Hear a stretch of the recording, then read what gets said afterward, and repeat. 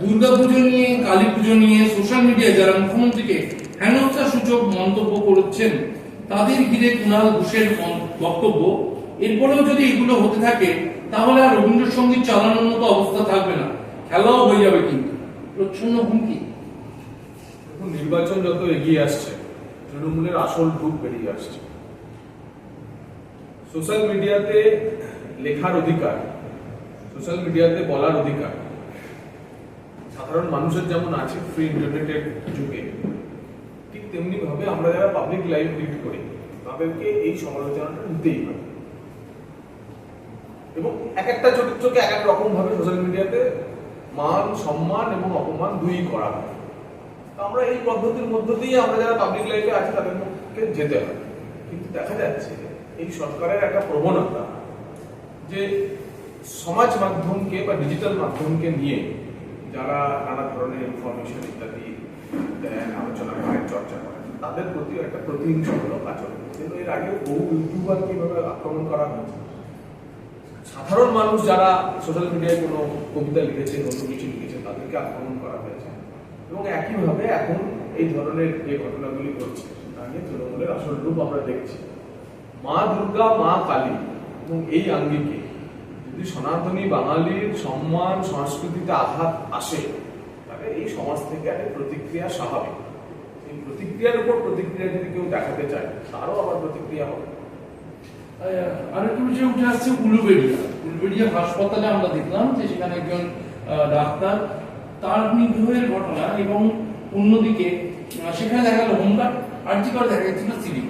এই হোমগার্ড সহ 3 জন যাদেরকে ইতিমধ্যে গ্রেপ্তার করা হয়েছে, তবুও নিরাপত্তা নিয়ে প্রশ্ন উঠছে এবং সব ক্ষেত্রে দেখা যাচ্ছে ধৃতদের সাথে প্রচ্ছন্নভাবে একটা তৃণমূলের যোগ চলে আসছে। এটার সঙ্গে আমি একটু অ্যাড করছি, সেটা হচ্ছে খাতায় কলমে ধরা হয়েছে 52 জন নিরাপত্তা রক্ষী রয়েছে, কিন্তু বিদ্রোহের সময় সেই নিরাপত্তা রক্ষী ছিল না এবং সিসিটিভিও পাওয়া যাচ্ছে না। মূল গেটে চেকিং পর্যন্ত নেই। এই অভয়াকাণ্ডের পরও কি শিক্ষা নেওয়া যায় মিরাজ? দুটো আলাদা প্রশ্ন। দেখুন,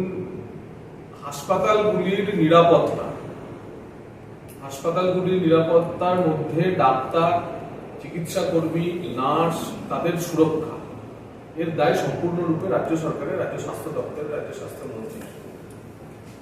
কিন্তু পশ্চিমবঙ্গের আরজি করের ঘটনার পর থেকে পরপর 3-4টি যে ধরনের মেজর ঘটনা ঘটলো, যে হাসপাতালের মধ্যে ঘটনা চক্রের ভিকটিম যারা, তারা প্রত্যেকেই হচ্ছে ডাক্তার বা চিকিৎসা কর্মী এবং তারা মহিলা, এবং তাদের উপর যারা আক্রমণ করলেন তাদের কোনো না কোনোভাবে প্রশাসনিক যোগ, অর্থাৎ কখনো সিভিক, কখনো হোমগার্ড এবং এক যুগপৎ তৃণমূলী যোগ পাওয়া যাচ্ছে, যা অত্যন্ত চিন্তা।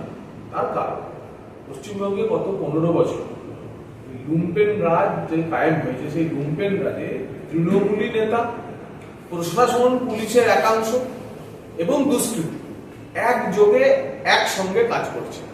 এবং হাসপাতালগুলিতে এই ধরনের ঘটনা, যেমন দুর্গাপুর হাসপাতালের ঘটনাতেও যারা গ্রেপ্তার হয়েছে অভিযুক্তদের মধ্যে অনেকেরই তৃণমূল যোগ পাওয়া গেছে।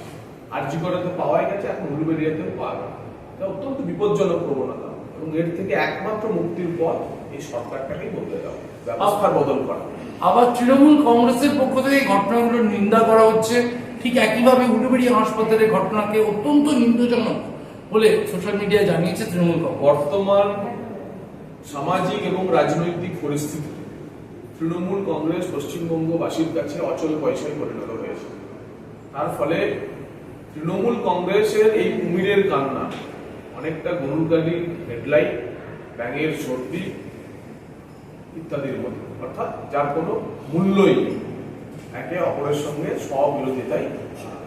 তাই তৃণমূল অপরাধীদের গ্রেপ্তার করা, যে সমস্ত অভিযুক্তের সঙ্গে তৃণমূলী যোগ পাওয়া যাচ্ছে তাদেরকে শাস্তির ব্যবস্থা করা, বরখাস্ত করার পরিবর্তে ঘটনার নিন্দা করে আসলে নিজেদের দায় নিজের উপরেই নিয়ে নিচ্ছে। যেগুলো বাংলাদেশ সীমান্তবর্তী জেলা নয় পশ্চিমবঙ্গের, সেই সব জেলাতেও দেখা যাচ্ছে ম্যাপিং এর ক্ষেত্রে 46%, 50%-এর কম এরকম মিল পাওয়া যাচ্ছে। আসানসোল বা আপনার বীরভূম এই এলাকাগুলো। এক্ষেত্রে একটা কথা উঠে আসছে যে শুধুই কি বাংলাদেশি অনুপ্রবেশ, নাকি ভিন রাজ্যের ভারতীয় ভোটার তাদেরও একটা বড় অংশ তারা পশ্চিমবঙ্গে ডবল এন্ট্রি বা পশ্চিমবঙ্গের আরেকটা করে কার্ড নেওয়া আসছে। পশ্চিমবঙ্গের 80,000 বিএলওকে ভারতের নির্বাচন কমিশন 2002 এবং 2025-এর তালিকা দিয়ে ফ্যামিলি লিগাসি সহ ম্যাপিং করার কাজ দিয়েছিল। সেই কাজ আমাদের কাছে যা খবর, গত একদিন আগের পর্যন্ত যা খবর, তাতে গড়পড়তা 50% মিলেছে। অর্থাৎ এখনো পর্যন্ত প্রায় 3.5 কোটি থেকে 4.25 কোটি ভোটার তারা 2002 থেকে 2025-এর মধ্যে নাম তুলেছেন, যাদের কোনো ফ্যামিলি লিগাসি পশ্চিমবঙ্গের ভোটার তালিকায় পাওয়া যাচ্ছে না, যা অত্যন্ত উদ্বেগের। কারণ যতটুকু ম্যাপিং হয়েছে, যে 3.5 কোটি 4.25 কোটি ম্যাপিং হয়েছে, সেই 4.25 কোটি ম্যাপিং এর মধ্যেও কিন্তু মৃত ভোটার আছে। সেই 4.25 কোটি ভোটারের মধ্যেও আছে যারা ঠিকানা পরিবর্তন করেছেন বা একাধিক জায়গায় নাম আছে, কিন্তু যাদের কোনো পরিবারেরই খোঁজ পাওয়া যাচ্ছে না। সীমান্তবর্তী জেলাগুলিতে এটি যেমন আমাদের মনে হচ্ছে অনুপ্রবেশের ফলে হচ্ছে,